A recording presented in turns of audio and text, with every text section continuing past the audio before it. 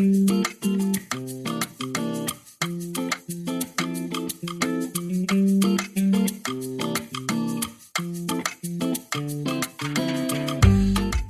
el año 2008, un equipo de científicos excavaba un yacimiento en las cuevas de Denisova, en una montaña de Siberia.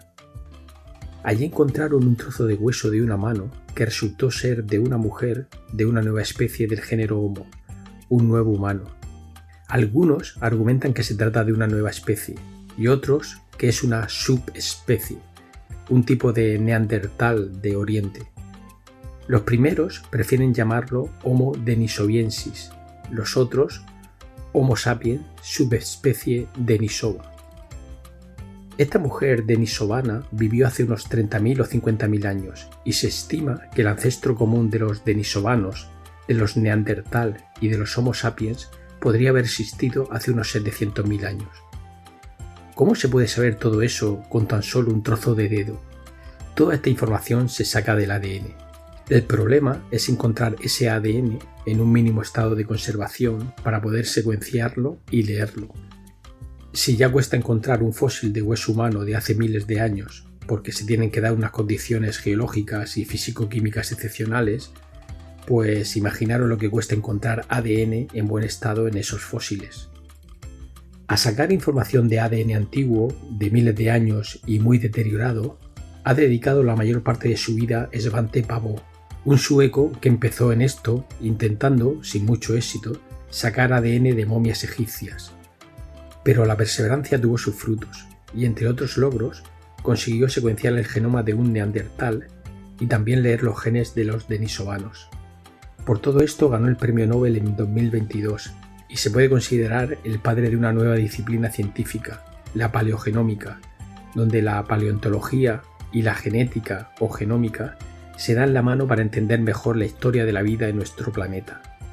La paleogenómica nos ha permitido saber que los humanos euroasiáticos tenemos un pequeño porcentaje de ADN de denisovanos y de neandertal, lo que implica que hubo algo de hibridación, de mezcla, algo más que besitos. Este porcentaje de ADN no se encuentra en africanos, lo que nos indica que el Homo sapiens salió de África y ya en Eurasia se encontró con denisovanos y neandertales. En los yacimientos de huesos humanos, obviamente, también se encuentran dientes fosilizados. En algún momento, alguien debió pensar que si los dientes tienen capilares sanguíneos en su interior, entonces el ADN de cosas de la sangre, como bacterias patógenas, también se podría encontrar dentro de los dientes fosilizados.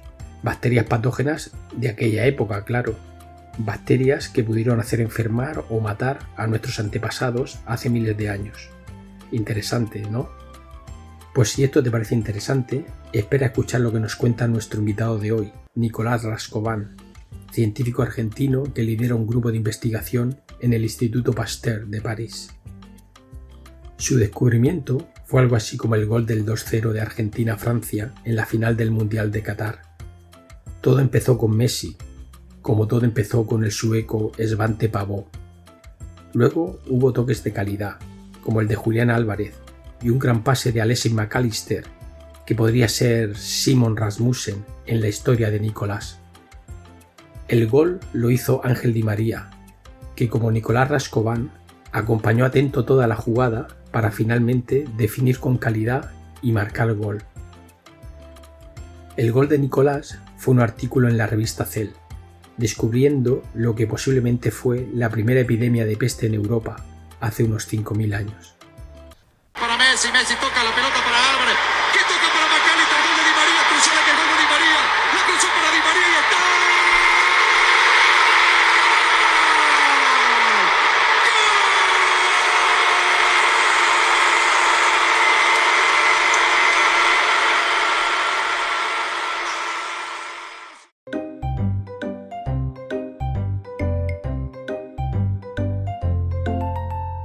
Raticos de Ciencia. Conversaciones con científicos y científicas. La ciencia, como la vida, se disfruta a raticos.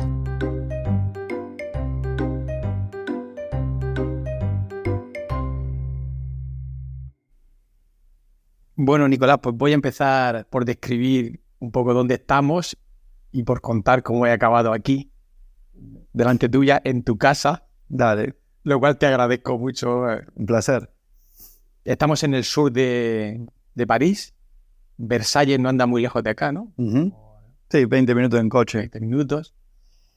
Y yo estoy aquí porque estoy de visita familiar de fin de semana largo en París. Nos estamos quedando en casa de unos amigos que están trabajando de postdoc en el Pasteur, que es Karina Rubio y Francisco García, que lo conocen como Curro. Y a Curro le pregunté, oye, ¿me recomiendas a alguien del Pasteur a quien pueda entrevistar para hacer un ratico de ciencia? Y me dijo, bueno, déjame pensar por WhatsApp. Y al ratito me dijo, creo que tengo tu hombre. Bueno, muchas gracias, Curro, si está escuchando. Él habló contigo en algún retreat y él es postdoc con el grupo de Pedro Scholl. Ujú. Y habló contigo y le causaste muy buena impresión, que eras una persona muy abierta. Y dice, creo que además es futbolero y todo. Y luego me comentó el tema en el que trabajas, que es la paleogenómica, de la que hablaremos más adelante, y me pareció totalmente apasionante. Y bueno, eso es lo que me ha traído aquí. Luego, no es que sea solo una persona abierta, sino muy generosa, que me ha invitado a su casa, ha ido a recogerme en la estación, me ha invitado un cafecito, un café de pizzas. Lo mínimo que podía hacer. Te desplazaste hasta acá. Te estoy muy agradecido y esta es una de las cosas que realmente alimentan mis ganas de hacer este tipo de cosas, ¿no? Conocer a gente tan agradable como tú y científicos haciendo cosas muy interesantes, para mí es un lujo. No, muchas gracias. He estado hablando de cómo he llegado yo aquí, pero ¿cómo ha llegado Nicolás Rascobán aquí al Pasteur? Porque he mirado un poco tu currículum y empezaste estudiando en Buenos Aires, después hiciste un doctorado en Rosario y ya te viniste para acá. Pero me acabas de decir que no eres ni de Buenos Aires ni... O sea, soy de Buenos Aires, pero estuve dando vueltas por bastantes lugares. Sí. Sí, la verdad que mi carrera no fue demasiado lineal. Ajá. En general, bueno, vos por ahí también estás familiarizado, pero para aquellos que escuchen que no, la carrera científica muchas veces está propuesta de una manera bastante lineal. Sí. Uno empieza la carrera, después va a trabajar en un laboratorio, en general ya ahí empieza a entrar en un tema de investigación, y en general en muchos casos la gente sigue un camino bastante consecuente con eso, con lo que arrancó, que en general suele ser por un tema medio de azar, donde uno cae, y suele seguir más o menos por la línea de los laboratorios en los que uno transitó. Bueno, en general, y encima cuando uno escucha la carrera, digamos, cómo está contada, las trayectorias, suelen ser bastante de esta manera. Bueno, la mía no siguió para nada la trayectoria lineal. Empecé trabajando, es verdad, en la carrera, mi formación es de biólogo molecular. Empecé trabajando en un laboratorio que hacía biología molecular, muy bueno el laboratorio, y yo había querido ir ahí porque... Posiblemente un laboratorio top 5 en Argentina. En Argentina, sin dudas. Estás muy fuerte ya. Sí. Sí, bueno, a ver, en ese momento quizás yo no lo pensaba tan así, pero había tenido de profesor en la carrera una persona que se llama Alberto Convit, un científico. En Argentina es muy conocido. Yo digo este nombre y si hay un argentino escuchando de Buenos Aires lo conoce. Él era un excelente es un excelente profesor. Pasa que ya no da más la carrera, la materia que daba. Y todo el mundo que pasó por esa materia, de la introducción a la biología molecular y celular, todo el mundo le voló en la cabeza. O sea, personas que pasó por... Yo le decía a mis compañeros de la secundaria que vayan a escuchar esa materia, solamente por el placer de aprender sobre temas impresionantes. Pero era porque lo explicaba muy bien, porque transmitía mucha pasión. Todo. Era como... Bueno, hacía 15 años venía dando la materia, entonces ya había decantado, además era una persona brillante, había decantado también un método que estaba todo depurado, pero hasta el mínimo detalle. Entonces él te introducía conceptos nuevos de todo tipo de temas. Él daba biología molecular, pero te hablaba de evolución, te hablaba de bueno, un montón de temas de ecología, abría mucho el campo, un tipo que sabe mucho de muchas cosas. Y lo que era quizás más apasionante es que él no te enseñaba como si fuera un manual de instrucciones, yo te voy a enseñar, te voy a decir cuál es la verdad. Él te enseñaba cómo se habían descubierto las cosas. Entonces, desde la primera materia de la carrera, te enseñaba cómo razonar como un científico. Y él iba dando los elementos y la gente, los alumnos, intentar predecir cuál era el experimento que había dado. Entonces, él te iba como induciendo a llegar ahí, pero todos teníamos la sensación de estar siendo nosotros los que estábamos descubriendo. Eso es muy bueno porque muchas veces cuando te explican algo, el camino te parece algo imposible, ¿no? El que te lo hagan posible, Exacto. quizá invita a... Él se iba dando los elementos uno tras otro y después te decía, y bueno, y con esto que les acabo de decir, ¿qué experimento harían o cómo podrían? Entonces la gente iba tirando ideas. Entonces también es muy interesante porque obviamente no es que siempre todos daban la respuesta correcta, pero todos estábamos pensando, éramos 350 personas, todos levantando la mano intentando ver. Bueno, entonces había sido realmente muy revelador esa materia, sobre todo porque por ahí desde la secundaria uno viene con una formación mucho más básica y ahí te da la sensación de estar profundizando, entrando en terrenos, digamos, muy desconocidos y muy nuevos y muy apasionantes. Yo ya tenía una idea o una impresión muy positiva de Alberto, porque yo he hablado con él un par de veces, una vez en un congreso, otra vez en el laboratorio de Juan Valcárcel, que es un compañero común. Lo conocemos. Y hablando con él me causó una impresión buenísima porque el tipo era muy curioso, preguntaba y tenía realmente interés en saber en qué estábamos trabajando en ese momento, que también estaba relacionado con el splicing, que era lo que él trabajaba.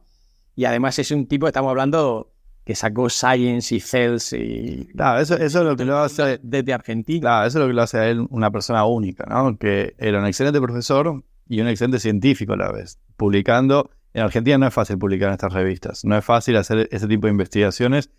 Que él lo haya logrado habla también muy bien de su integridad total. En el sentido de no solo saber enseñar, sino también saber hacer ciencia de un altísimo nivel con recursos.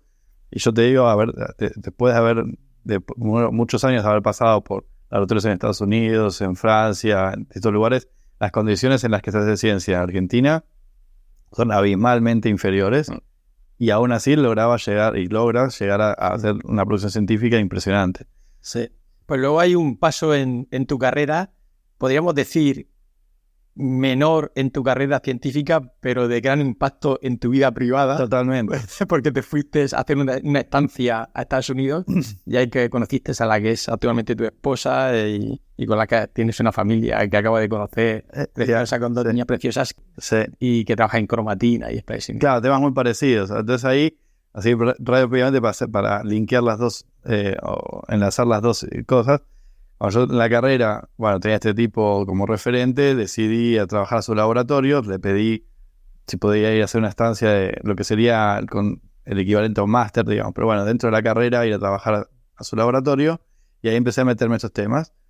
Y entonces hubo un congreso científico donde él invitaba a todos los popes del campo a Argentina y lo hacía cada 3 o 4 años, invitaba a todos a lugares muy lindos de Argentina y se venían todos porque eran todos amigotes.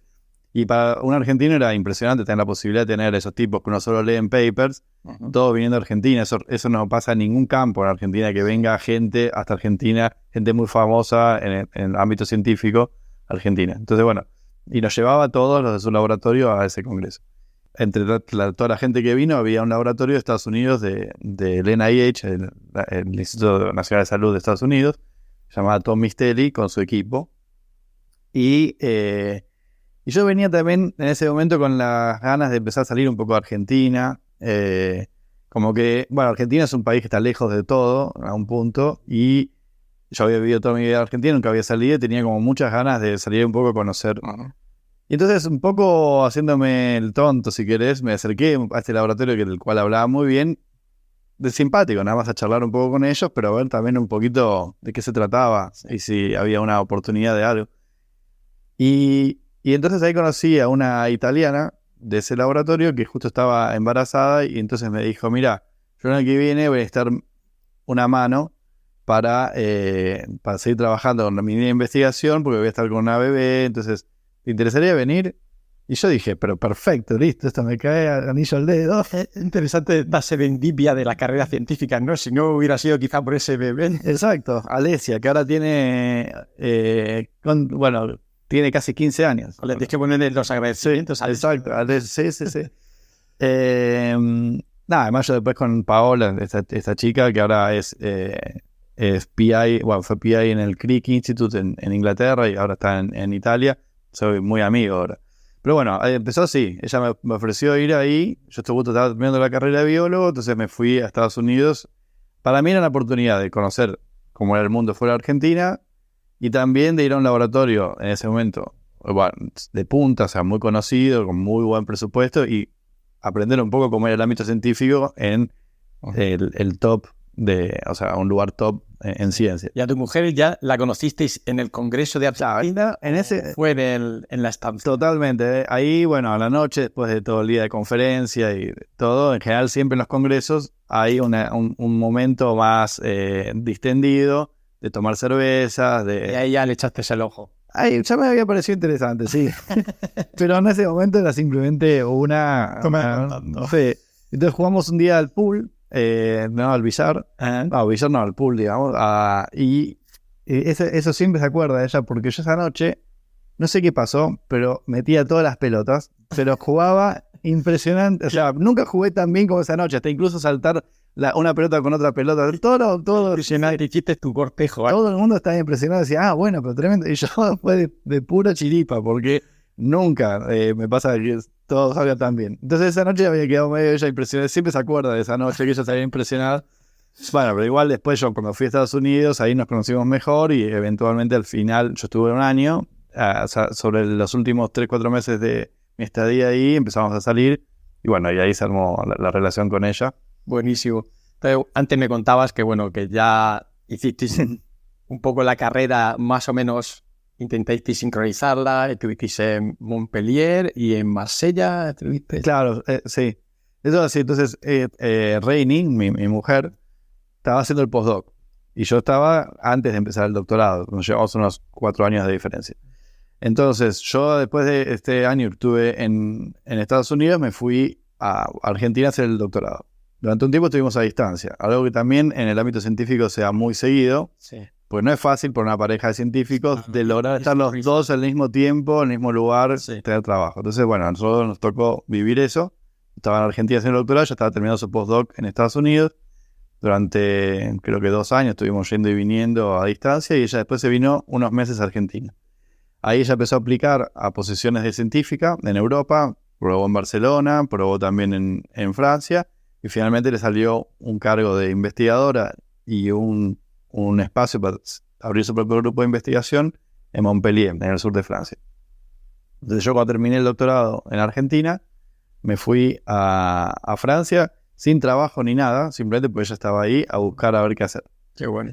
Y ahí fue que encontré un postdoc en Marsella. Entonces yo estaba viviendo en Montpellier y Marsella, que queda 2 horas, yo iba y venía 2 veces por semana y hacía mi postdoc en Marsella.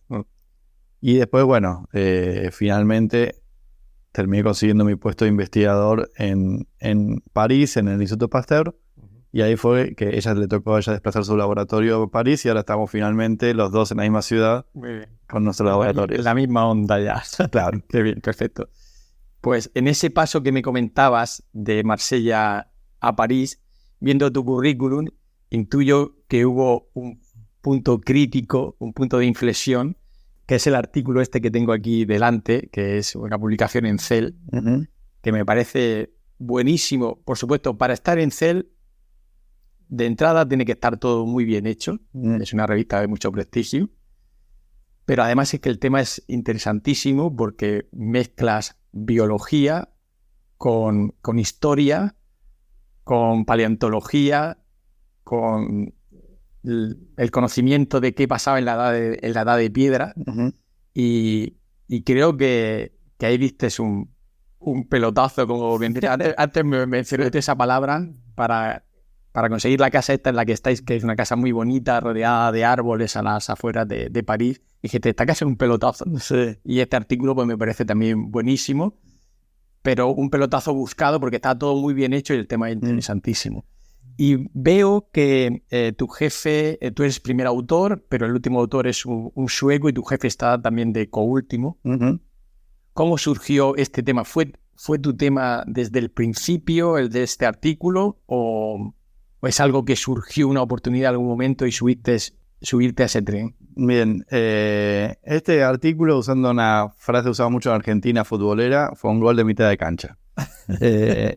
Porque realmente Lo que es lo que decís, realmente yo me siento muy orgulloso de ese artículo, pero no solamente por el contenido, sino porque el detrás de escena de este artículo, que la gente muchas veces no lo sabe, y lo que me gustaría ahora contar un poquito, porque realmente es poco usual también cómo se dio, y es lo que más me hace sentir orgulloso, digamos. ¿Por qué? Ahora, la historia es así. A mí, el tema de la paleogenómica es un tema que venía con bastante fuerza los últimos 10 años. De hecho, después supongo que tocaremos el tema. El año pasado, en el 2022, se dio el Premio Nobel de Medicina y Fisiología al padre de este campo del ADN antiguo. Un campo apasionante por toda la ventana de oportunidades que abre. Y yo lo venía siguiendo un poco en los artículos y siempre me decía, qué interesante poder trabajar en eso. Uh-huh. Recordemos que antes veníamos hablando que yo era biólogo molecular y trabajaba en biología experimental, con lo cual no podía quedarme más lejos de esta temática. Pero siempre me interesó. Y cuando yo estaba haciendo el postdoc en Marsella, empecé de a poquito a hacer algunas cositas con temas de paleogenómica, pero muy tímidamente, o sea, haciendo algunos pequeños proyectitos, entre los cuales había habido uno en el cual habíamos analizado dientes de individuos de hace 500 años de África, buscando a ver si encontrábamos restos de patógenos. Es decir, bajo la idea de que si una persona tenía una enfermedad infecciosa cuando se moría, al ser enterrada, el ADN de esa enfermedad infecciosa estaba circulando por la sangre al momento que la persona se murió, ese ADN podría haber entrado también dentro de los dientes, que también tienen mucha irrigación sanguínea, y haber quedado conservado dentro del diente. Entonces ese era un poco el principio. Entonces, como este sitio de África tenía muchos individuos enterrados en un espacio de tiempo muy corto, los arqueólogos, con los que estábamos en contacto en ese momento, pensaban quizás hubo algún evento de una enfermedad que mató a toda esta gente y quedó toda la gente enterrada. Pero me has dicho hace 500 años. Eso sí, todavía no estoy en este artículo. Esto era como la base. Finalmente no encontramos ningún resto de ningún patógeno. Pero en ese artículo, lo que sí encontramos fue que había ADN de bacterias de la boca. Bacterias típicamente orales.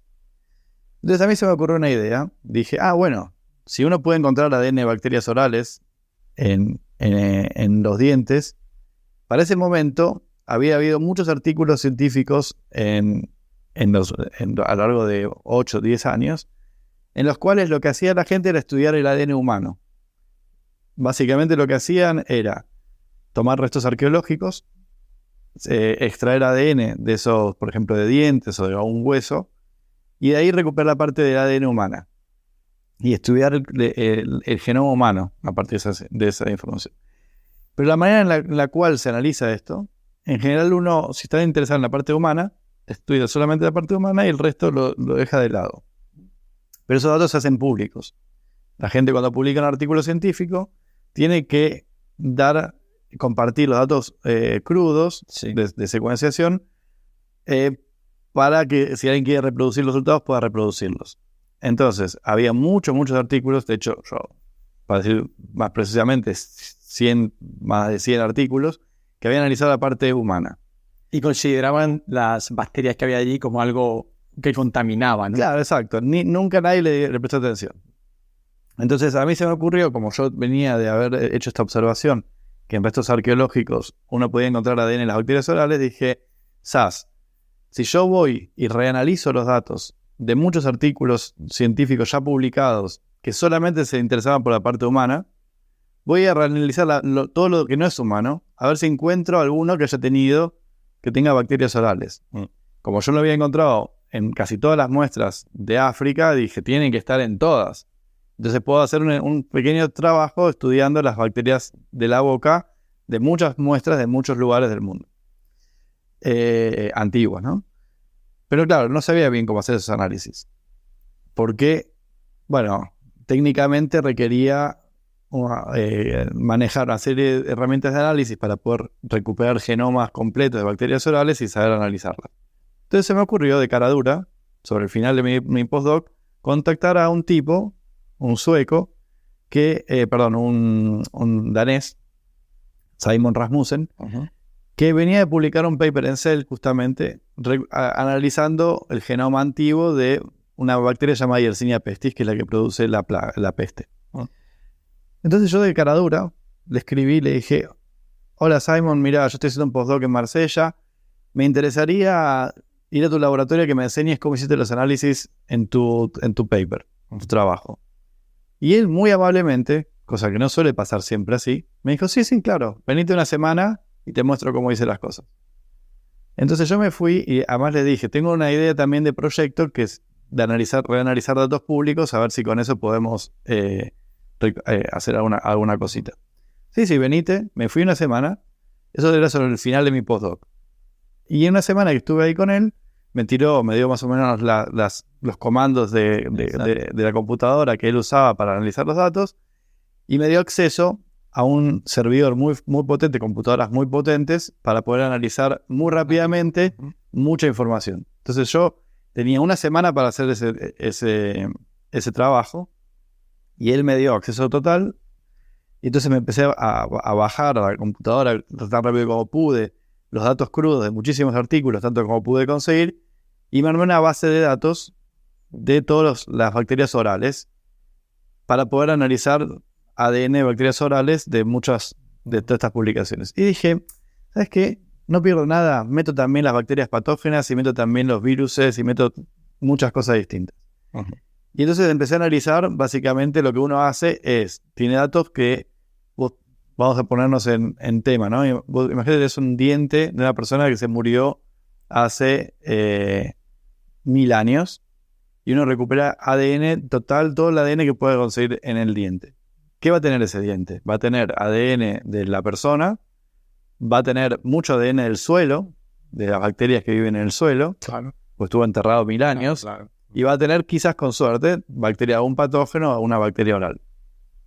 Entonces, lo que uno tiene que saber es qué está buscando. Entonces, la base de datos que uno usa tiene ADN de las bacterias que a uno le interesan, y lo que uno hace es usar como si fuera una carnada para poder recuperar el ADN de esas bacterias. Imagino que habrá unas secuencias de cada una de estas bacterias muy conservadas, y exactamente. Igual primero tiraban la caña ahí a ver si las que de esa manera funciona. En general, cuando las moléculas de ADN o las secuencias de ADN A, C, G, T, lo que uno ya conoce como secuencias de ADN, son suficientemente largas, como uno tiene una secuencia de más de 30 de esas letras o pares de bases, se vuelven bastante específicos de cada especie. En general hay pocas chances de que vaya a parar, sea confundida entre muchas especies diferentes. Se vuelve bastante específico para cada una de las especies. Lo que uno busca además es tener información a lo largo de todo un genoma de una especie de interés.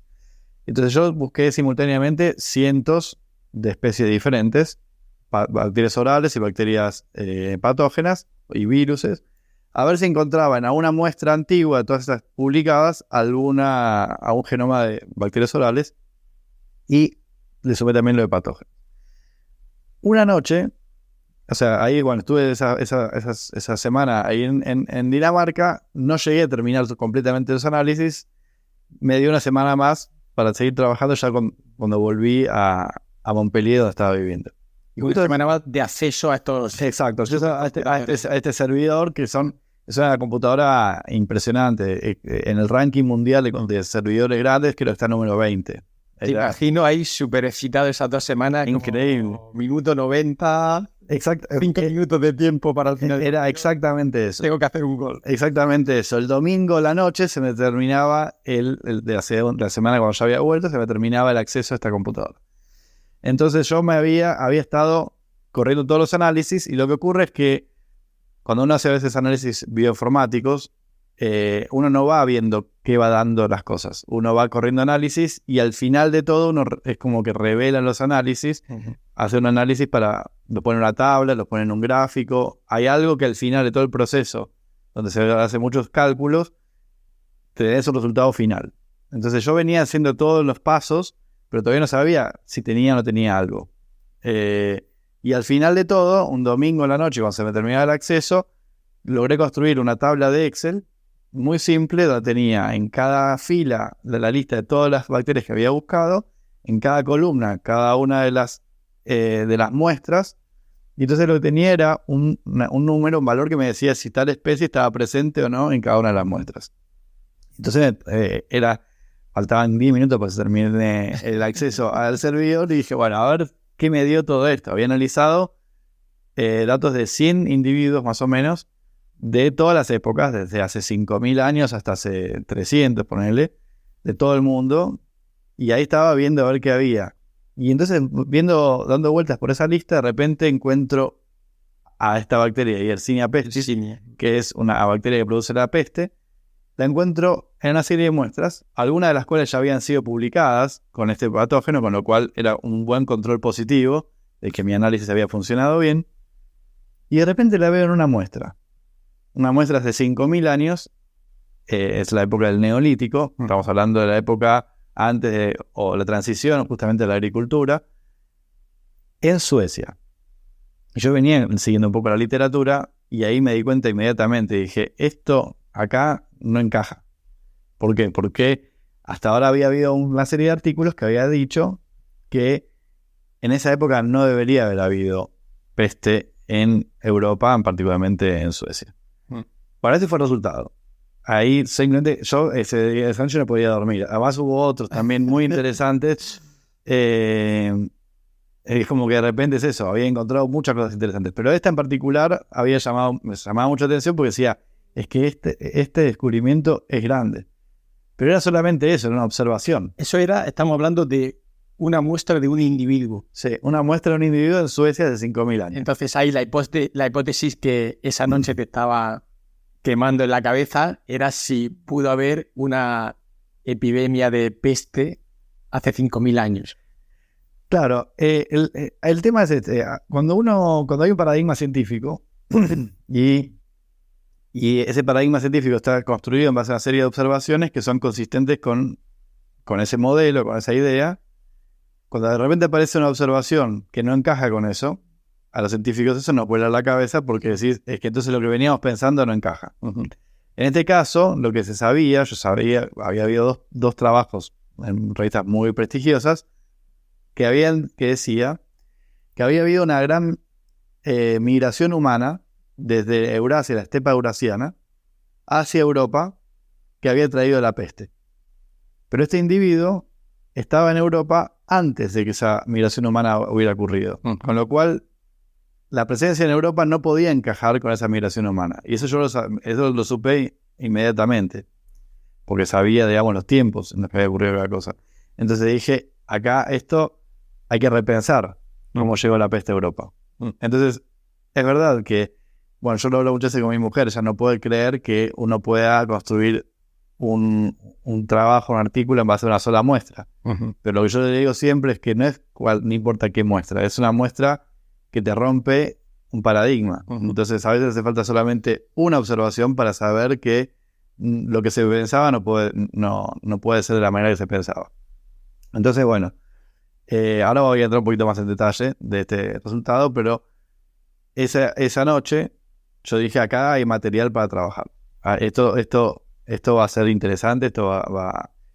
¿Y tu jefe de entonces de Marsella, qué decía de todo esto? Claro, entonces pensaba que, bueno, vamos a dejarlo, que el chico cumpla su sueño, pero igual no tenía mucha fe en eso. Sí, fue un poco así, o sea, eso fue, este descubrimiento fue en, por decirte, febrero más o menos del 2017. Y mi beca de postdoc terminaba en septiembre del 2017. Me quedaban muy poquitos meses. Para aquellos que estén escuchando que no son científicos, en general cualquier proyecto de investigación, por más básico y simple que sea, no lleva menos de un año y en general lleva varios años. Con lo cual, por ahí, lo que mi jefa en ese momento pensó fue, primero, que había sido una iniciativa mía. Yo cuando me había ido a Dinamarca a aprender de esto y etcétera, fue como medio empezar a perfilar lo que yo iba a hacer después de ese postdoc. Ya fue como medio mi propio proyecto y ella me apoyó, como hacen muchas veces los jefes, de decir, bueno, le voy a dar un poco de apoyo para que vaya perfilando sus próximos pasos en ciencia. Entonces ella se abrió bastante de ese tema. Fue como, me dio su visto bueno para que yo dedique un poco de tiempo a eso, pero no lo consideraba como un tema de su laboratorio, lo consideraba más como mi propia iniciativa. Y claro, eso fue en febrero del 2017 y me quedaban 4 o 5 meses nada más de beca. Con lo cual, ahí tuve que tomar una decisión, que fue, que tengo este resultado, sé que no voy a poder terminar este proyecto dentro del marco de mi postdoc, donde estoy cobrando un sueldo para investigar. ¿Qué hago? Lo dejo de costado, busco otro nuevo postdoc para trabajar en general en los temas que trabajas en el laboratorio, entonces este proyecto no se termina nunca. O me la juego a investigar en esto y, bueno, cuando termine mi beca postdoc, seguiré trabajando por mi cuenta en esto. Y entonces, bueno, tomé una decisión muy arriesgada, que fue, me voy a dedicar a trabajar en esto y cuando termine mi beca de postdoc voy a cobrar mi seguro de desempleo, algo que no es normal en muchos países, pero acá en Francia existe el seguro de desempleo o en España se le llama el paro. Durante 2 años podía seguir cobrando un porcentaje de mi salario de postdoc. Y entonces básicamente dije, bueno, voy a investigar en esto, porque esto va a ser la prueba de concepto de lo que yo quiero hacer como investigador. Sí. Entonces voy a intentar sacar un artículo con estos datos. Pero tú durante ese tiempo seguías necesitando acceso a esos servidores de supercomputación para seguir buscando más allá de esa muestra, ¿no? Bueno, sí y no. En verdad, una vez que ya tenía la gran parte de lo que era muy demandante a nivel computacional ya estaba hecha, que fue detectar en cuáles de los datos masivos de secuenciación estaba la bacteria de interés, en qué muestra. Ahora que ya sabía qué muestra era y ya tenía las secuencias de esa bacteria, yo ya podía hacer los análisis incluso con mi portátil. Entonces yo ya tenía los datos y yo en teoría podía hacer muchas de las partes de la investigación, la podía hacer en mi casa con el ordenador portátil y dedicándole tiempo a analizar como corresponde esos datos. Igualmente Simon, este colaborador, que cuando yo le conté resultados, colaborador en Dinamarca, cuando le conté resultados, él también se entusiasmó muchísimo y me dijo, bueno, ¿sabes qué? Te doy acceso al servidor más tiempo, así seguimos trabajando. Entonces yo también tenía desde mi casa acceso al servidor de Dinamarca si te necesitaba hacer más análisis que fueran computacionalmente demandantes. Y yo dije, no, bueno, yo esto lo tengo que terminar, lo voy a hacer acá en el seguro de desempleo y voy a usarlo esto como prueba de concepto para después presentarme a subsidios e intentar empezar mi carrera de investigación en estos temas. Y entonces básicamente durante 1 año y medio, o sea, fue desde febrero del 2017 hasta diciembre del 2018 que fue publicado el artículo, bastante rápido, llevó 1 año y medio nada más. Yo me dediqué a trabajar en mi casa. Justo mi mujer acabábamos de tener a Lea, mi hija menor, era un bebé, entonces yo la cuidaba también en casa, entonces mientras con una pata la movía, la balanceaba con la sillita, el Transat, con la otra yo estaba trabajando en mi artículo. Claro, porque ahí, me imagino que hay una cosa clave, tú encuentras esa muestra de ADN de una bacteria que causó la peste y posiblemente la muerte de una persona hace 5.000 años en Suecia, pero la pregunta que te hará cualquier revisor o cualquier editor de un journal es: demuéstrame que esto no es algo que se ha colado, que se ha contaminado. Entonces, lo que intuyo que hiciste es sacar toda la secuencia y relacionarla con otras cepas de Yersinia de épocas semejantes y ver que realmente tenía sentido de que esa fuera de esa época. Exactamente. O sea, el trabajo tuvo 2 aspectos que llevaron ese año y medio desde que descubrí la presencia de la bacteria hasta que se publicó, hasta que mandamos un artículo a publicar. ¿En qué se perdió ese tiempo? Se preguntará por el que está escuchando. En 2 cosas.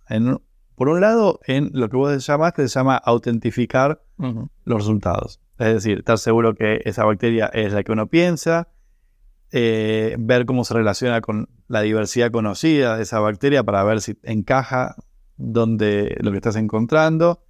En fin, digamos, todo lo que tiene que ver con darle un nivel de certeza, veracidad a lo que uno encontró. Pero por el otro es también contextualizar ese hallazgo, porque simplemente uno no publica un paper simplemente diciendo encontré tal bacteria en tal lugar y ya está. ¿Qué significa eso? Exacto. ¿No? ¿Qué implica? ¿No? Exacto. Entonces, obviamente uno podría publicar un artículo simplemente reportando la presencia de la bacteria en ese lugar. ese artículo le va a interesar a muy poca gente. Pero si uno intenta empezar digamos, a ponerle a ese resultado toda una serie de capas de información adicionales que le dan un sentido en un contexto histórico, etcétera, es donde se empieza a poner más interesante. Entonces, el primer resultado que nosotros obtuvimos fue, obviamente, confirmar que dentro de la diversidad conocida de esta bacteria, esta caía claramente dentro del grupo de esta bacteria y no de otras parecidas.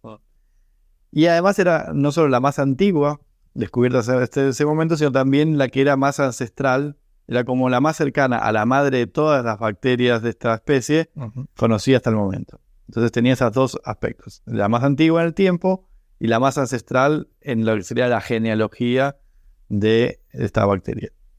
Lo segundo fue estimar, hay una técnica que se llama relojes moleculares, que lo que hace es estimar los tiempos en los que existieron los ancestros comunes a cada una de las partes del árbol genealógico de la bacteria, o lo que se llama la filogenia. Entonces, ¿cómo se construyen los árboles? Esos relojes moleculares.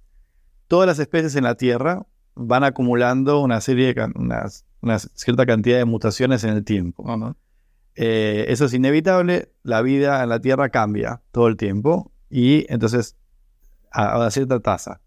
Y lo que también se sabe es que según ciertas especies, cada una de las especies cambia con una tasa un poco diferente, que es la tasa de mutación, que es una tasa de acumulación en el tiempo de mutaciones más o menos dentro de una especie. Si uno conoce a qué tasa se acumulan los cambios, y uno sabe que ocurrieron cierta cantidad de cambios entre un individuo y otro individuo, puede estimar cuánto tiempo pasó entre un individuo y el otro dentro de esa genealogía. Entonces, nosotros usamos ese tipo de técnicas para estimar cuánto tiempo había pasado de divergencia entre la cepa que nosotros estábamos encontrando y otras cepas conocidas. Voy a hacer de revisor malo en estos momentos. Y quizás fue una de las preguntas que recibiste de algún revisor. Y es que si esa cepa central de Yersinia que tú habías encontrado había mutado durante el tiempo, ¿cómo sabes que en aquel momento era patógena o no? ¿Se sabe por qué es patógena Yersinia? Si hay algunos genes en concreto que hacen que provoquen la peste. Totalmente. Esa fue la pregunta, en verdad es una pregunta que recibimos más después de haber publicado el artículo de ya la comunidad científica más amplia, no tanto de los que revisaron el artículo. Porque dentro de la comunidad de ese pequeño nicho muy reducido de expertos en cada uno de los temas científicos, en general los expertos ya conocen un poquito más la naturaleza del campo. Entonces hay ciertas preguntas que no se hacen porque ya están comprendidas. Pero es verdad que por fuera del campo hay muchas cosas que no se saben también. Entonces, en este caso, esta es una pregunta que recibimos recurrentemente una vez publicado el artículo. Entonces, hay varias formas de estar más o menos seguro de que esta bacteria realmente era patógena y realmente producía la peste. Número 1, esta es una bacteria que su origen común tiene solamente 50.000 años. Eso en el mundo de las bacterias es muy poquito tiempo, es una bacteria muy reciente. Todas las cepas conocidas, incluso esta, entre sí tienen muy poquitas mutaciones en el genoma completo, muy poquitas. O sea, por ejemplo, para darte una idea, el genoma de esta bacteria tiene más o menos un poquito por encima de 3 millones de pares de bases, y entre cepas por ahí había 200 mutaciones. Es decir, en 3 millones solamente 200 mutaciones puntuales a lo largo del genoma. Muy poquito también. Suficiente para poder construir estas genealogías, pero no suficiente para tener un fenotipo o una manifestación muy diferente. También esta bacteria en particular es patógena porque tiene 3 elementos que se llaman plásmidos, que son como elementos de ADN circulares pequeños que complementan la información cromosómica, la información del genoma. Y eso es una bacteria muy común, estos plásmidos, y esta bacteria en particular tiene 3 que están muy fuertemente relacionados con la patogenicidad. Ay, qué bueno. Y acá estaban las 3 presentes. Genial, sí. Y por último, encontrar esta bacteria en el diente de una persona, esa bacteria no se encuentra en el suelo, esa bacteria no se encuentra en la piel, entonces también es muy importante. Hay ciertas especies patógenas para humanos, por ejemplo, Pseudomonas aeruginosa, o hay muchas, que se encuentran en el suelo. Entonces, si uno la encuentra en un individuo, es imposible saber si esa bacteria realmente infectó a ese individuo o no es una contaminación post-mortem. En este caso, esta bacteria no se encuentra en el suelo. Y entonces, encontrarla en el diente en tal abundancia, necesariamente tiene que indicar que esa persona, que había mucha presencia de esa bacteria en la sangre de esa persona. Y entonces, uno sabe, hoy sabemos, digamos, que si uno tiene mucha de esa bacteria en la sangre, te morís seguro. O sea, la tasa de mortalidad de la Yersinia pestis es del 100%. Entonces, esa persona, si tenía mucho ADN de esa bacteria, y eso lo sabemos porque había mucho ADN en el diente, tiene que haberse muerto de esa bacteria. Buenísimo. Entonces, lo que tú me decías es que después eso lo correlacionas con la historia de la época, pero claro, estamos hablando de hace 5.000 años, 3.000 años antes de Cristo, y no hay demasiada información de esto. Está todo muy basado, ¿no?, en estudios quizá del carbono 14 y viendo dónde estaban las poblaciones en el planeta entonces. Y en el artículo, vuestra hipótesis es que ya hace 5.000 años, primero había asentamientos de poblaciones, que incluso podéis decir que alguna puede llegar hasta 20.000 personas en un lugar, y cuando se acumula la gente en un lugar hay más posibilidad de que existan epidemias. Y segundo es que en aquella época, ya hace 5.000 años, las poblaciones humanas ya se desplazaban bastante y posiblemente interaccionaban a nivel del comercio, y eso implicaba también esa interacción, que las bacterias patógenas fueran pasando de población en población, ¿no? Exactamente. Entonces, ahí fue donde entró la segunda parte del artículo. Ya estábamos seguros de que la bacteria era lo que pensábamos y dónde caía en la genealogía o la filogenia de esta especie, y ahora era, bueno, ¿cómo metemos en contexto este hallazgo? Entonces, con estos relojes moleculares lo que nos dimos cuenta es que los linajes más antiguos de esta bacteria, los que dieron lugar a esta cepa en el Neolítico en Suecia, los que dieron lugar a las cepas que se habían encontrado en la estepa eurasiana, que contaba antes, y todos los que dieron lugar a las cepas que hoy se conocen y que circulan hoy en día, las que dieron lugar a la peste negra y la tercera pandemia que existe todavía hoy, todos los linajes más antiguos, ancestrales, habían divergido en un lapso de más o menos 600 años. Más o menos entre hace 6.000 y 5.000 años antes del presente. Pleno neolítico. Entonces fuimos a decirle a unos arqueólogos que son expertos en ese periodo de tiempo, suecos, ¿qué podía estar pasando esos 6.000, entre 6.000 y 5.000 años que pudiera explicar esta radiación? Por eso el paper tiene como título radiación. Esta radiación grande de la peste un poco por toda Eurasia en ese periodo de tiempo. O sea, ¿qué es eso? El registro arqueológico, lo que empezamos a ver, no solo la que yo había descubierto, sino otras que se habían descubierto en Eurasia, es que de repente en ese periodo de tiempo empezamos a ver la peste un poco en todos lados. ¿Cómo es que de repente aparece por todos lados en toda Eurasia en esa época? Entonces, claro, ahí es donde los arqueólogos hacen un aporte fundamental para el artículo. Lo que nos explicaron fue lo siguiente. En este periodo estaban pasando varias cosas. En principio, tenemos que ir un poquito más para atrás en el tiempo. Hace 12.000 años. O sea, acordémonos que tenemos que llegar entre 6.000 y 5.000. Pero hace 12.000 años se adoptó la agricultura en Medio Oriente, en la zona de hoy de Turquía y por ahí. Y esas poblaciones agrícolas se empezaron a expandir hacia, por un lado, la estepa eurasiana a través del Cáucaso, y por otro lado hacia Europa. Y en Europa se encontraron con las poblaciones de cazadores-recolectores que existían en Europa. Y ese proceso de expansión de las poblaciones agrícolas de Turquía hacia Europa empezó a generar transformaciones de todo tipo. Por un lado hubo mucho mestizaje entre las dos poblaciones, las que llegaban y las que estaban, y empezaron a transformarse también las prácticas, las formas de vida. Pasaron de un modo de vida cazador-recolector a un modo de vida, de a poquito, la transición hacia la agricultura, hacia las poblaciones sedentarias. Y lo que ocurrió más o menos justo después de esa expansión de las poblaciones agrícolas fue un periodo de transformación tecnológica. Las poblaciones agrícolas que eran mestizos entre los cazadores-recolectores y los agrícolas empezaron a adoptar la metalurgia, empezaron a domesticar animales, empezaron a tener el tiraje de animales por, tiraje por animales para transportar cosas. Se inventó la rueda en esa época. Entonces, de repente, se empezaron las poblaciones humanas en distancias muy lejanas se empezaron a comunicar. Algo que antes era todo a pie, ahora se podía hacer con un animal que te podía llevar con un carruaje. Entonces empezaron a establecer las primeras redes de comercio. Entonces, de repente, los humanos, por primera vez en la historia de la humanidad, empezaron a poder desplazarse grandes distancias muy rápidamente.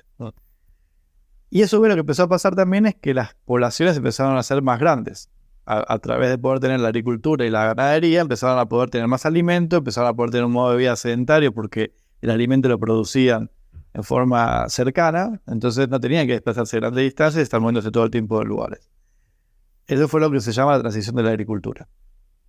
Entonces, y después lo que los arqueólogos sabían es que hacía un periodo entre 6.000 y 5.000 años, había habido lo que se llama la caída del Neolítico. De vuelta, como vos bien decías, no hay registros escritos de esa época. Todavía no existía la escritura. Entonces se ve en el registro arqueológico que la cantidad de fechados de carbono 14 en los sitios arqueológicos baja. Baja la densidad de señal de presencia humana. Qué bueno. Y a través de eso ellos pueden estimar que en verdad las poblaciones humanas se fueron achicando en esa época. Sí. Entonces los arqueólogos nos dijeron, mira, es como que encaja muy bien lo que estás viendo vos con todo este periodo de cambio. Por un lado, vemos que hubo una mortandad acelerada. Por otro lado, sabemos que existían los medios para que, si por ejemplo existía una epidemia en un lugar, esa epidemia se pudiera expandir muy rápidamente, porque tenían medios para comunicarse a grandes distancias. Y por otro lado, tenemos por primera vez en la historia de Europa, al menos, poblaciones con poblaciones muy grandes, mucho más grandes que antes, y con una interacción muy cercana con los animales, tanto el ganado como también incluso ratas o alimañas de todo tipo. Entonces, un caldo de cultivo y las condiciones ideales por primera vez en la historia de la humanidad para, por un lado, la emergencia de la enfermedad zoonótica, por eso lo reseñábamos en algún artículo con el tema del COVID y así, o sea, cuando se dan las condiciones para que de repente se favorezca el salto de un patógeno, de un animal al humano, pero además las condiciones también para que se pudiera expandir ese patógeno a grandes distancias. ¿Y el SINI es patógeno también para animales domésticos? Sí, en verdad, animales domésticos hay menos registros, pero se sabe que los hospedadores naturales de la peste son roedores,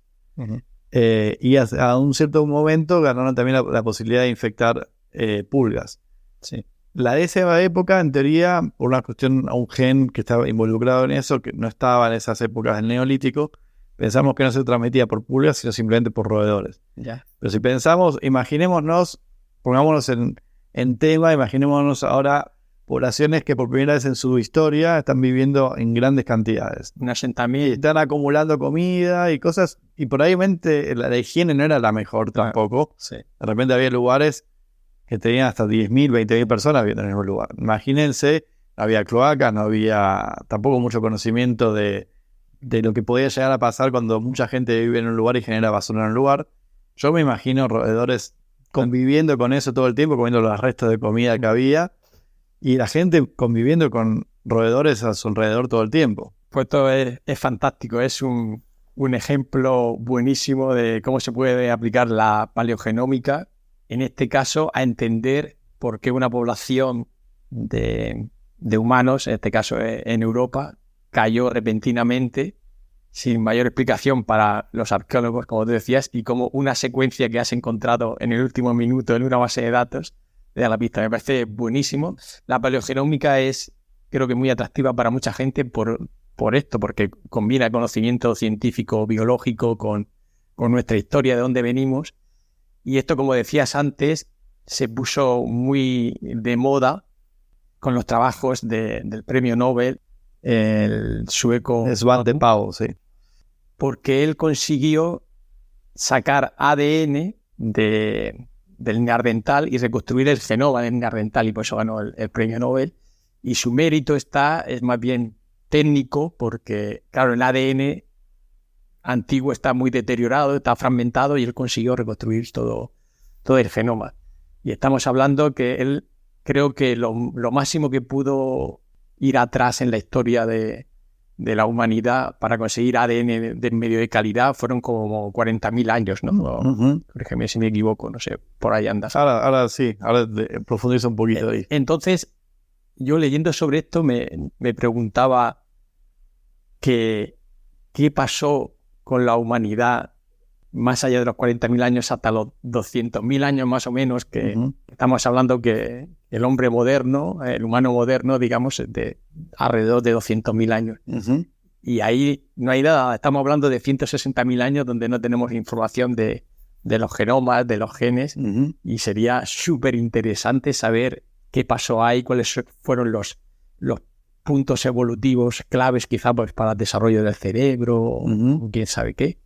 ¿Tú crees que podremos atravesar esa barrera de los 40.000 años e ir más allá? Sí, yo creo que sí, sin dudas. Lo que pasa es que tengo varias cuestiones para poder condimentar un poco estas informaciones que son correctas, hace más allá de años más, años menos. Es verdad que hasta ahora, digamos, los genomas de Neandertal más antiguos datan más o menos de esa época, no me acuerdo si por ahí era unos 60.000, pero bueno, ciertamente no de 200.000 años, eso estamos de acuerdo.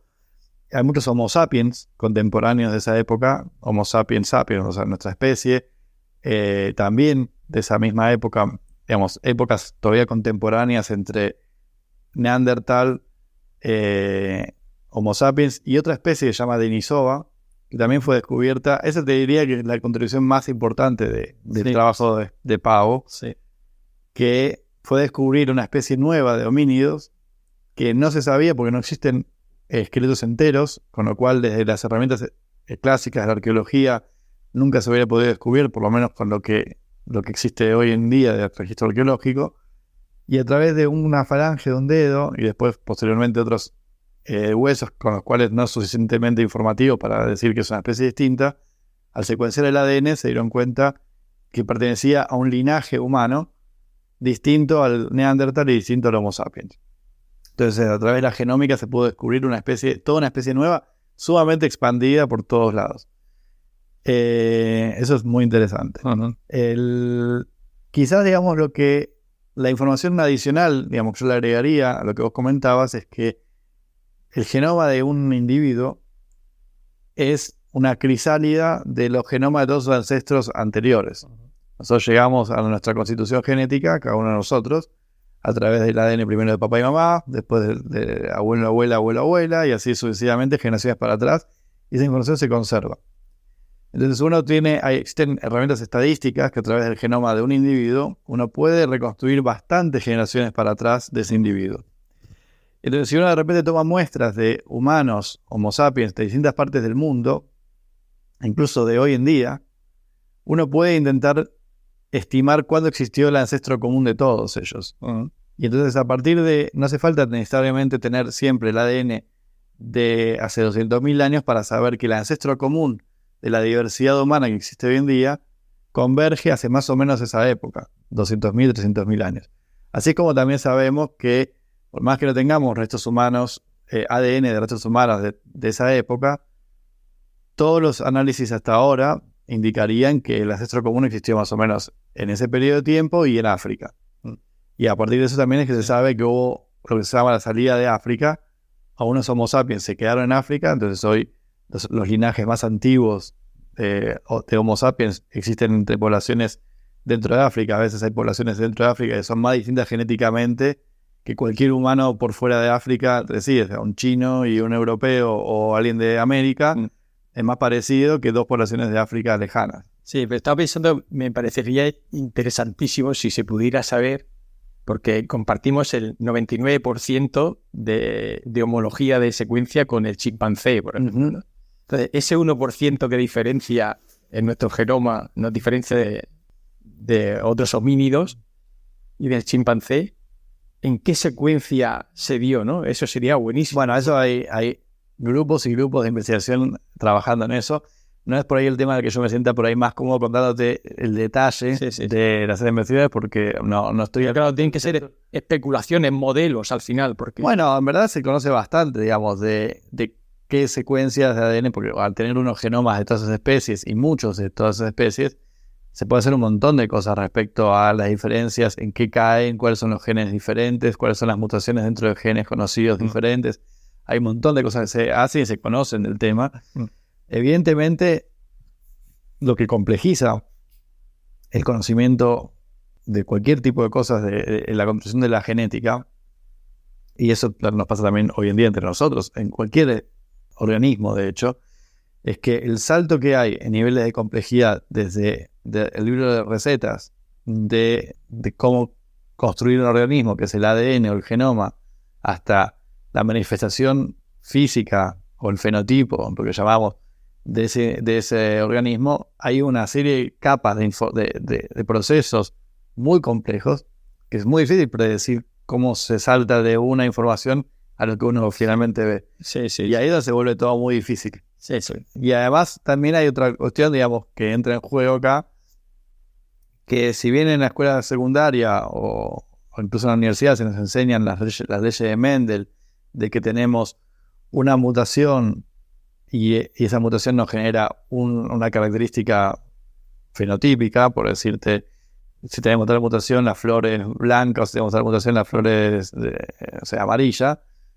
La realidad es que la genética no funciona así. En la gran mayoría de los casos, cualquier característica fenotípica o cualquier característica física está determinada por muchísimos genes, muchísimas mutaciones. Y eso lo vuelve extremadamente complejo de entender cómo la información genética se traduce en una característica que uno observa. Bueno, Nicolás, hay 3 o 4 cositas que me gustaría hablar contigo, pero le está explicando todo muy bien y no quiero tampoco robar mucho de tu tiempo, pero no puedo evitar preguntarte por 3 o 4 cositas más, así, pildoritas. Una de las cosas que he aprendido ahora y que te he escuchado y que no lo sabía es que existe peste hoy en día. ¿Dónde hay epidemia de peste y cómo se está controlando? Imagino hay antibióticos ya para esto. ¿Dónde existe peste hoy en día? Mira, te voy a responder a eso con un avance de lo que me parece que me vas a preguntar más tarde, que es respecto al Instituto Pasteur. Porque, bueno, la peste, la bacteria que produce la peste, se llama Yersinia pestis, fue descubierta en el siglo XIX, 1894, por un científico, discípulo de Louis Pasteur, se llamaba Alexander Yersin en francés, Yersin si lo decimos en español, que estaba en Vietnam o, bueno, sí, por ahí en algún lugar del sudeste asiático, donde había casos de peste, y el tipo fue el que la logró aislar. Y la logró aislar medio de casualidad, porque es una bacteria que para poder cultivarla en el laboratorio hay que crecerla más o menos a 28 grados. En general, hasta ese momento, la microbiología clásica crecía todo a 37 grados. Él en ese contexto, en el Instituto Pasteur, en esa zona, no existían los medios tecnológicos, técnicos para tener la máquina que cultiva el 37, entonces lo cultivó arriba de la mesada y le creció. Mientras que todos los científicos de la época, súper conocidos, yo qué sé, hacían 37 grados y no lo podía cultivar nadie. Él y otros japoneses, que ahora no me acuerdo el nombre, lo habían descubierto más o menos al mismo tiempo. Como él se considera el descubridor, digamos, de la Yersinia pestis, la Yersinia pestis lleva su nombre. Alexander Yersinia pestis. Pestis porque produce la peste.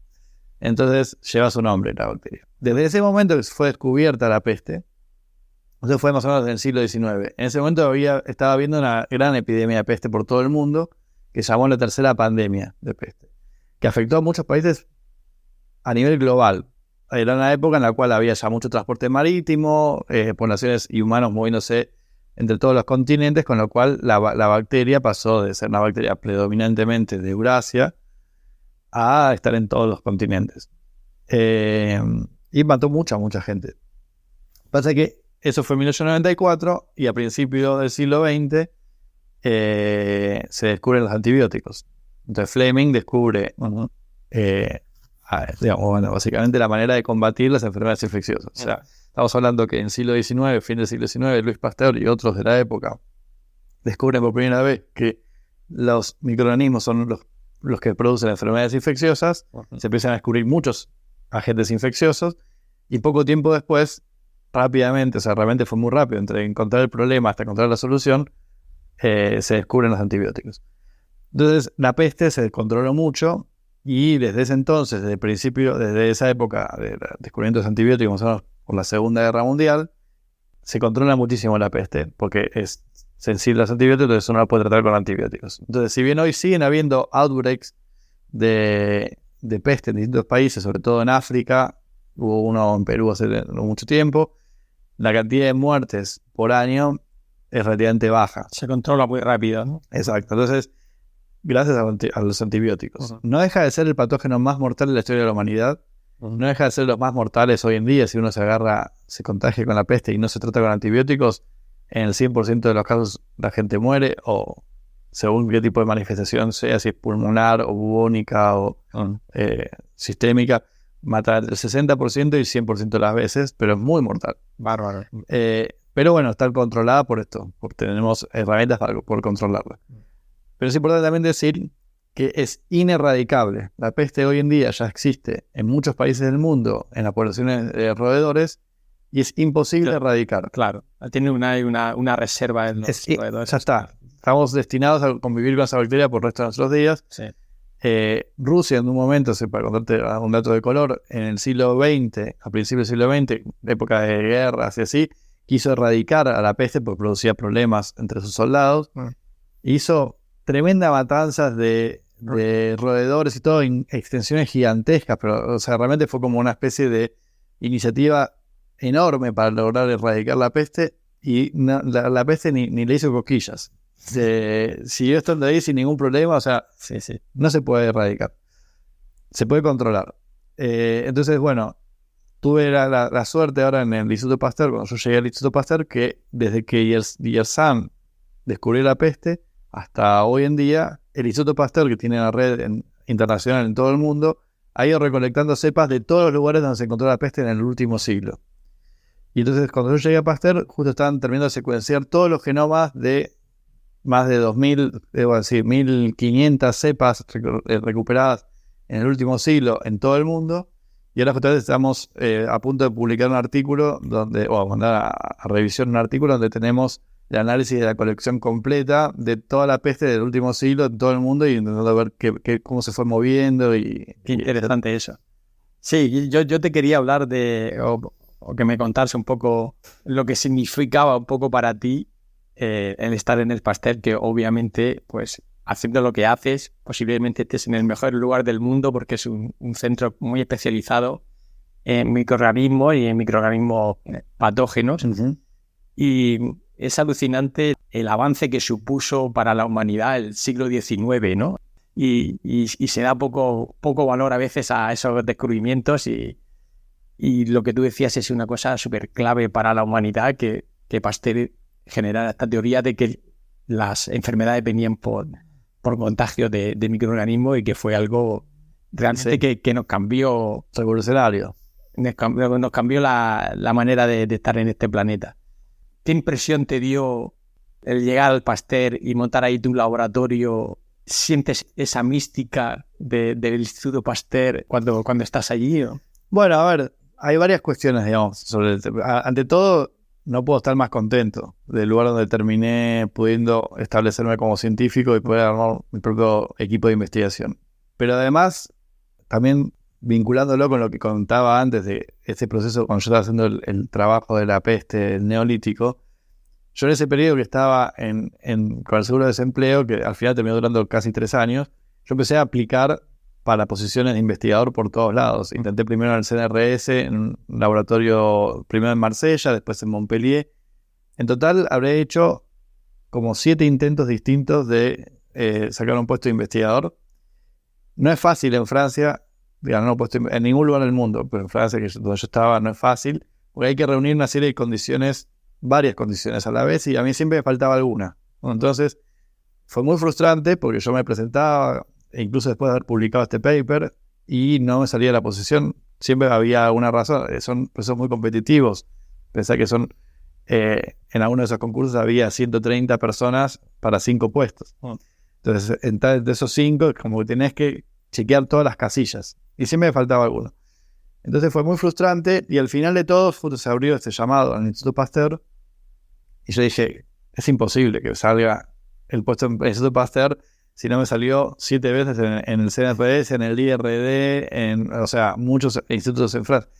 Pero ¿qué pasa? Justo muchas de las razones por las cuales no me salía, o sea, me faltaba una casilla que no cliqueaba, en el Pasteur, por cómo se daban las condiciones del puesto, sí cliqueaba todas las casillas. Sí. Entonces, bueno, después de la frustración de todo ese intento frustrado de ganar un puesto, finalmente que me salga uno en el lugar que por lejos fue el mejor lugar de todos los que apliqué, Sí. fue como no solamente el orgullo de terminar el Pasteur, sino también de la recompensa después de mucho esfuerzo y mucha frustración, terminar en un lugar tan bueno. Entonces, Y una pregunta, porque una cosa también clave en tu carrera, creo, es el conseguir la financiación que has conseguido, que es una RC Starting Grant, que son como unos proyectos europeos muy competitivos para gente joven que está empezando su laboratorio. ¿Tú habías conseguido este proyecto antes de aplicar al Pasteur o una vez que estás en el Pasteur? no, fue después. O sea, eso también lo que también forma parte también de todo esto maravilloso que terminó pasando. Cuando yo estaba aplicando en el CNRS, claro, lo que me faltaba es que no tenía todavía un financiamiento para mostrar que lo que quería hacer se podía hacer. Y el Pasteur lo que tenía de particular es que te daban un paquete de inicio donde te daban el espacio físico, te daban algo de dinero para trabajar, que no estaba mal, con lo cual te daban las condiciones necesarias. Pues, si tenés una buena idea, ellos te daban las condiciones para que la pudieras hacer. Y en el CRS no ocurría así, tenías que conseguir cada una cosa por separado. Entonces, el Pasteur me dio la oportunidad de decir, nos gusta tu proyecto, te damos el espacio y te damos dinero para que puedas arrancar. Y en paralelo, mientras estaba en el proceso de evaluación para el Pasteur, yo me presenté al IRC, incluso con el CNRS poniéndome la firma para apoyarme, por eso no perdían nada, aunque no tenían ni puesto ni nada, decían, bueno, está bien, si lo sacás, después vemos. Y me terminó saliendo el proyecto ese en paralelo. O sea, el Pasteur no sabía que yo tenía esa financiación. Bueno, pues eso es un punto a favor por el Pasteur, ¿no? Porque, como tú dices, muchas instituciones apuestan por el dinero que puedes traer a la institución y no tanto por tus ideas o por tu potencial. Y eso es muy triste, pero yo diría que el 95% de las instituciones es así. Lo cual conlleva en que gente que viene con una ERC, a lo mejor sus ideas no son tan fuertes ni su potencial es tan fuerte. Pero, sí, pero será de dinero. Pero esa es otra historia. Sí. Pero eso es lo que mucha gente quizá que nos escuche no sabe, es que cuando alguien se consigue un proyecto de, por ejemplo, 1 millón de euros, normalmente la institución se queda un 20%. Claro, exacto. Que son 200.000 euros para la institución. Entonces, si tú vas a cualquier lugar y dices, oye, ¿te interesa que te y te llevas un 250.000 de euros? Pues normalmente la gente pasa por encima de la idea, pasa por encima del interés, pasa por encima de todo y te cogen. No, en este caso yo creo que fue más bien al revés. El Pasteur me dio la oportunidad y después recibió, digamos, de complemento sin saberlo, digamos, sin esperarlo. Pues fantástico, un punto a favor para el Pasteur y mis respetos al Pasteur por eso. 2 cositas más. Uno es sobre esta RC o este proyecto nuevo que te han dado, que he leído por encima, que es algo similar a lo que has hecho de buscar Yersinia en restos arqueológicos, pero ahora te has focalizado en Sudamérica. Exacto. Cuéntame qué idea tienes en la cabeza brevemente sobre qué interés puede tener eso, o qué pregunta. Tú has respondido una pregunta sobre la historia en Europa hace 5.000 años. Uh-huh. ¿Qué pregunta histórica o social o demográfica quieres explicar con tus investigaciones en Sudamérica?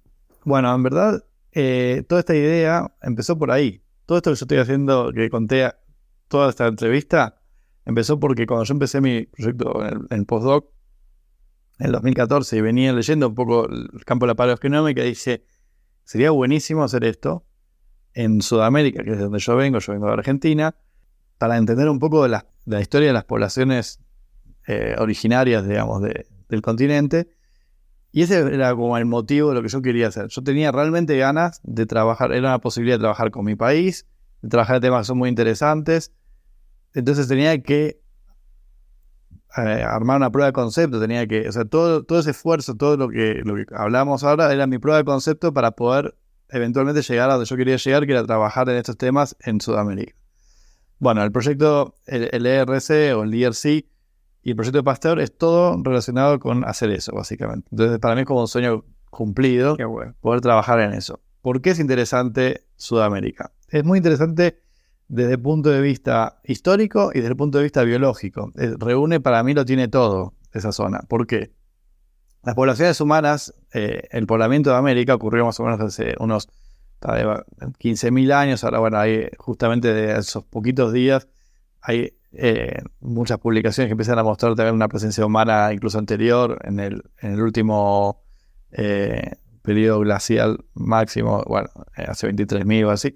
Importa eso. Lo importante es que entraron las poblaciones humanas a América y durante 15.000 años estuvieron aisladas del resto de la humanidad. Con lo cual, todo lo que haya pasado a nivel evolutivo y a nivel de interacción con microorganismos, enfermedades infecciosas, todo ocurrió en forma paralela al resto de la humanidad. El resto de... Como una burbuja ahí, ¿no? Exacto. Entonces tenés como un experimento, entre comillas, natural, perfecto, donde vos podés ver cómo fue cómo pasaron todas las cuestiones, tanto históricas como en relación a biológicas, en forma completamente paralela. Después, por otro lado, porque se sabe muy poco, si bien se sabe mucho desde la arqueología, de la historia de las poblaciones, la historia de los pueblos originarios de América, también hay muchas preguntas que todavía quedan abiertas, porque al no haber registros escritos en la gran parte del continente, hay muchas cosas que no se saben. Entonces, en el caso del Cono Sur, que es la zona que me interesa a mí, está lleno de cuestiones, pero muy, muy fundamentales de la historia de las poblaciones.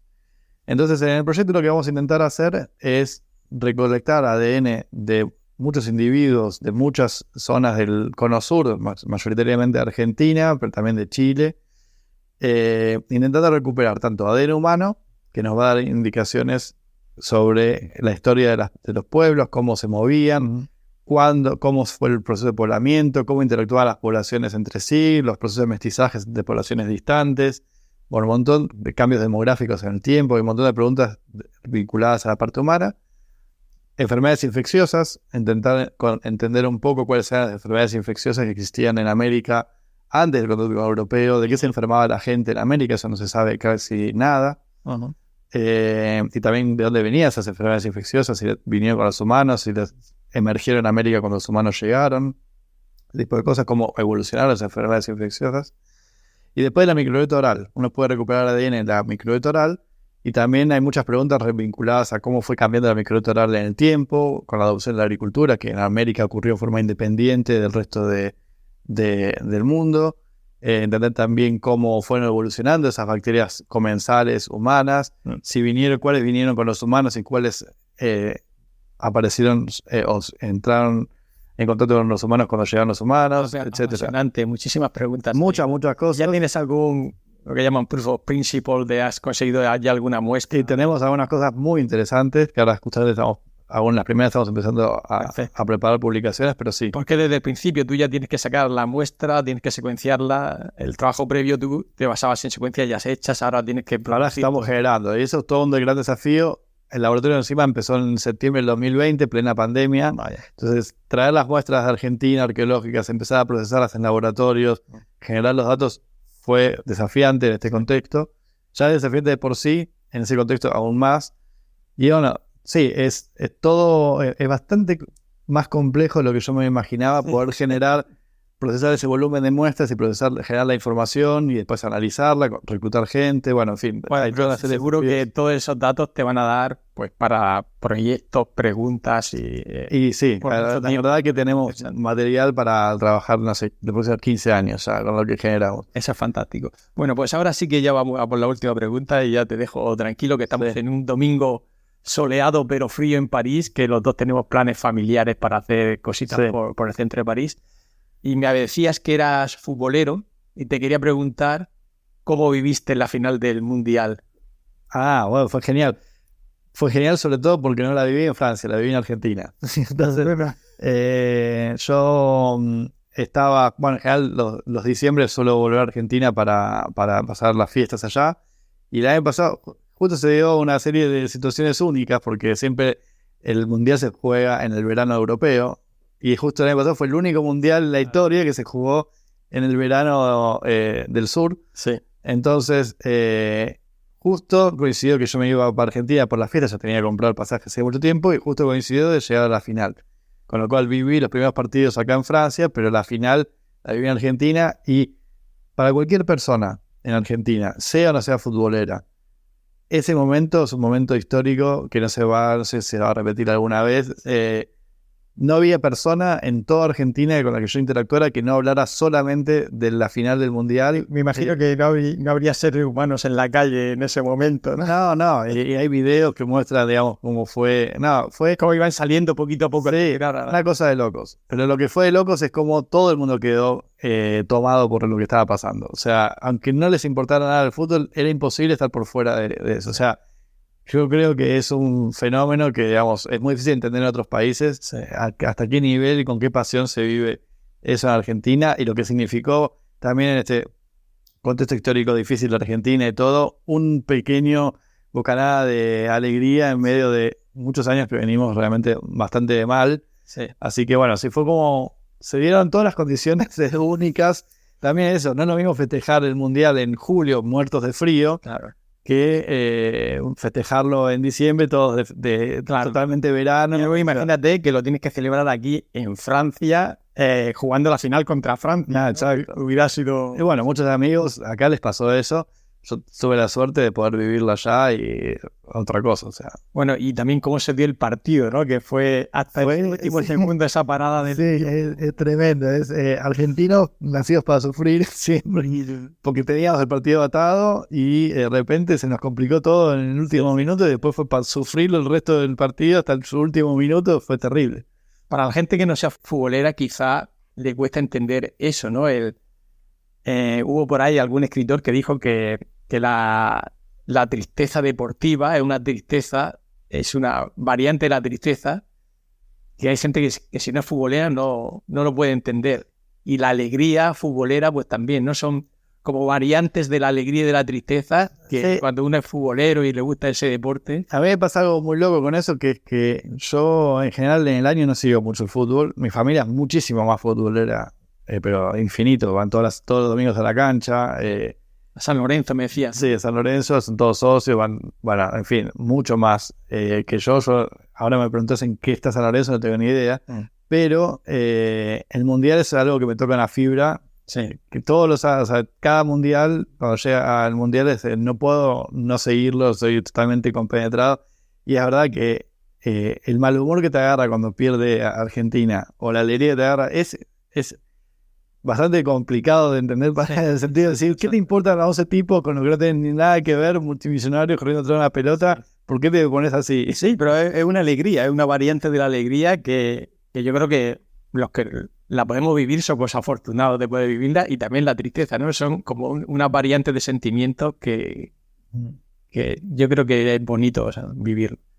Bueno, Nicolás, pues muchas gracias por un placer. El tiempo, por el cafetito, por la pizza, y por ser tan agradable y tan dispuesto a colaborar con esta idea de conversar con científicos. A mí me encantó, y gracias por invitarme a formar parte del espacio. La verdad que para mí es un honor. Vale, a ver si nos volvemos a ver por ahí en algún lugar. Seguiremos la pista a tus trabajos. Muchas gracias.